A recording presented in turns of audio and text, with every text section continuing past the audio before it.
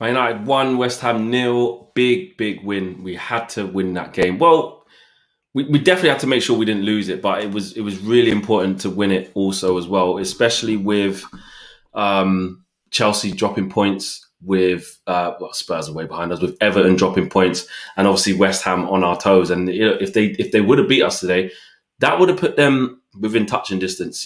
3 points behind us. That would have been with a game in hand, and we managed to keep them at arm's length, and not only do that, but actually beat them, go 9 points clear of them, and they got the game in hand as well. So, look, a lot of people are saying top four done, top four finished, top four concluded, but I'm not quite there yet. It definitely strengthens our position on it.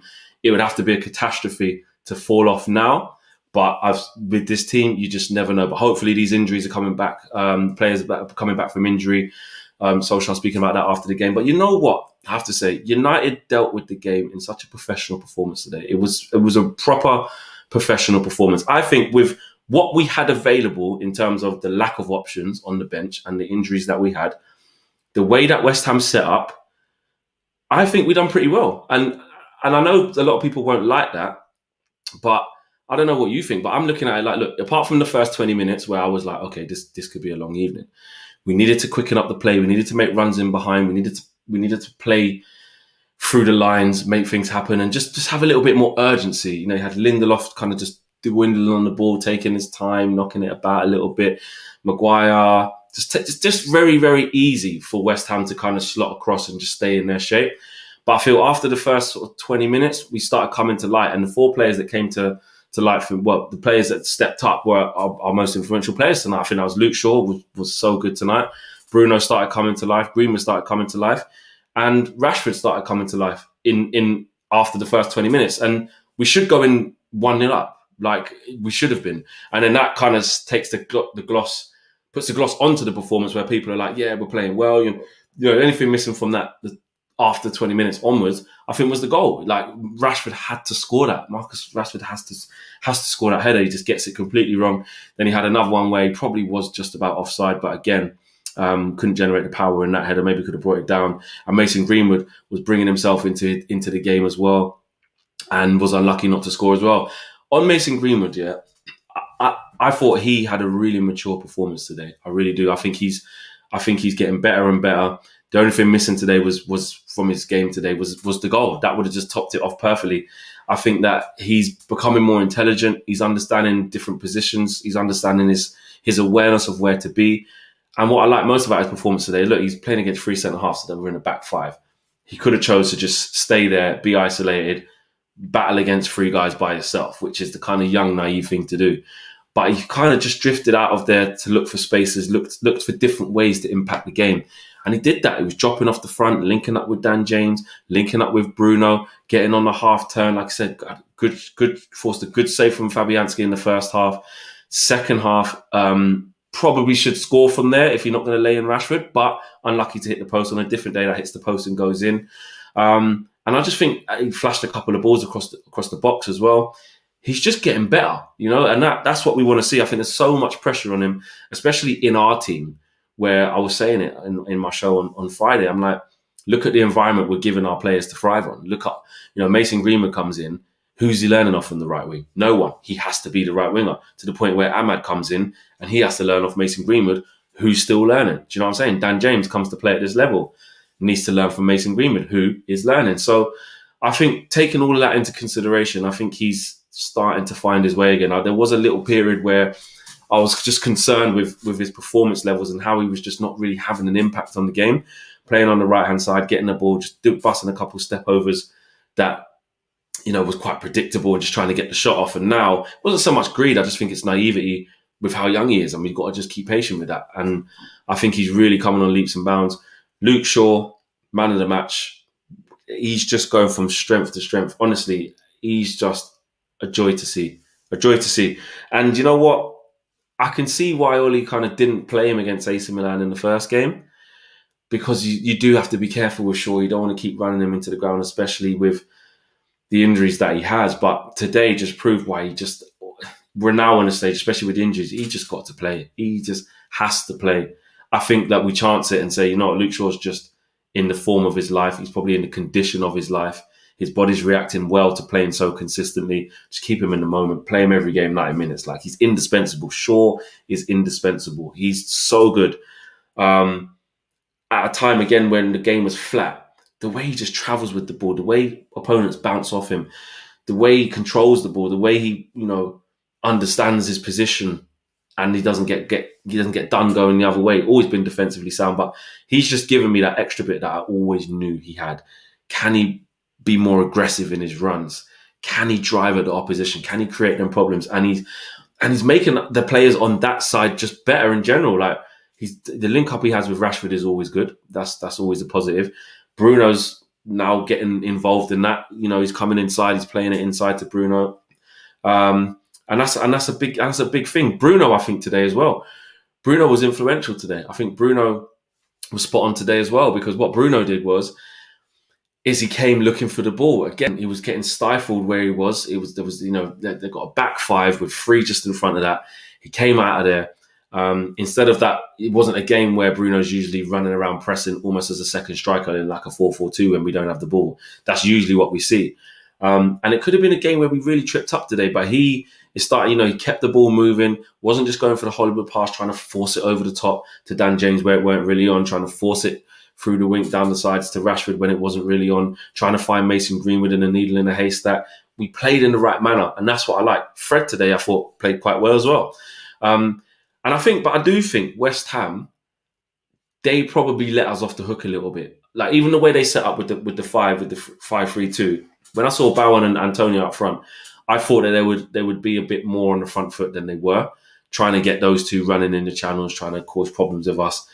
And we were just really comfortable. We were. And the fact that David Moyes sat off that much, I think he let us off the hook, because you can see in the second half when they changed it and brought on the more attacking players, they caused us trouble, which then leads back into why I like our performance even more today, even though it wasn't anything to write home about, but I'm just picking the bits out as I break it down, was the fact that when West Ham kind of changed their game plan and tried to go up a gear, which they looked better when they did do that, what were we going to be? What was our minerals going to be made of? Where are we going to be able to defend properly? Where are we going to be able to adapt to that change while still keeping our threat and defend properly? And we did that. We defended properly for the 90 minutes, and Maguire was instrumental in that as well. I think Maguire and Lindelof had good steady games, particularly Maguire. Dangerous moments. He was there for blocks, interceptions, good tackles, winning things with his head, stepping out of defence with the ball and trying to start attacks. I just think he had a good, steady game. And that's not something we can always say with our centre-back pairing. And being able to see the game out in that manner without looking into too much danger. Dean Henderson didn't have one thing to do. Not one. Like, he was just chilling the whole game. All he had to do, he had one thing where I think that it took a cross came in from Cresswell, took a deflection off Scott McTominay, and it altered the path of the ball where Henderson had to come out and clatter a few people. Bowen took one with that, and I think he clattered Maguire as well. But that's what you do. Other than that, Dean Henderson didn't have to do anything. Didn't have one shot to save. Didn't have a save to make. So that's testament to us of how we managed the game, considering the options we had. Because you got to deep this, guys. The front three that played today, even though we didn't think Marcus Rashford would be fit, whichever the front three was going to be today, if Marcus Rashford definitely wasn't fit, was going to have to play 90 minutes today. You look at that bench, I think it was 2 keepers, 4 defenders, Matic, and Ahmad and Shola. We know that Shola's not going to get on the pitch. If the game is really not going the way you want it to go, and you need someone to change the way the game's going, is it going to be Matic? Probably not. So it's right to go for McTominay and Fred. So that's not going to be an option. You're not looking to bring on any defenders unless someone gets injured. So you're not looking to bring on Williams to Xavier or Tellers. You don't want to be doing that. And Ahmad is the only one that maybe if Rashford was getting a bit tired or you weren't sure if he had 90 minutes in him, then you get Ahmad on. But again, Ollie's not going to want to do that with how important this game is against a difficult side to beat like West Ham. So that's what I liked about the way we managed it, because we didn't really have much room to manoeuvre if it went wrong. Do you know what I mean? And McTominay gets his head on the ball, which, own goal of Dawson, which wins the game. But we should have been a lot more comfortable today. I think, Dan James as well, his quality wasn't there in the right moments, but he's having an impact on the games, and that's all we can ask him to do. I think he is doing that. I think there's a couple of times, he turned away from a couple of players. I think he dropped a shoulder, went left, dropped a shoulder, went right, and then he was off. and travel with the ball. The one way nick the ball off Diop with 4-on-2. That is where the quality does show. That's the only thing that we have to make teams pay. That was, you're looking at it today. If we didn't defend properly, you're waiting for that last minute set piece like we saw against AC Milan, like we saw against Everton earlier in the season. We've seen it all too often happen to us. Late in the game against Sheffield United, the first game, I remember that we were 3-1 up, cruising. And then we concede a stupid goal from a set piece again from not marking properly. So, yeah, I like what we've done. A good performance. And you know what? It puts that distance. It's not all about the performances. Yes, we want to see better performances. But second in the league, 9 points ahead of West Ham now, 6 points ahead of Chelsea on the same games. I'm not going to say, like I said at the beginning of the video, it's not all done, but it's a massive step towards the top four. That's what I would say. My man of the match was Luke Shaw, for sure. But on to AC Milan, I think it's going to be a big plus if we get these players back, because we've got to go and show minerals there. I'm really nervous about this game. It's do or die. We have to go there and score. If we can keep a clean sheet, great. We should have kept a clean sheet against them last time. Well, actually, should we? Well, no, they scored a perfectly good goal, I thought, with the handball. So actually, it's going to be a really difficult game. Just forget that. It's going to be a difficult game. Is Pogba going to be ready to just come in and start that game? I don't know. Ollie's saying we should have him back, but in what capacity? I don't know if he starts that game. It'd be great to see him start a game. I don't think he will. Hopefully he does. Martial may be back as well. Cavani may be back. Donny, he's mentioning Donny, but let's face it, he's not going to play anyway. And interesting to see what he does with David De Gea. Does he just play Henderson after the mistake they made against them? Didn't have anything to do tonight.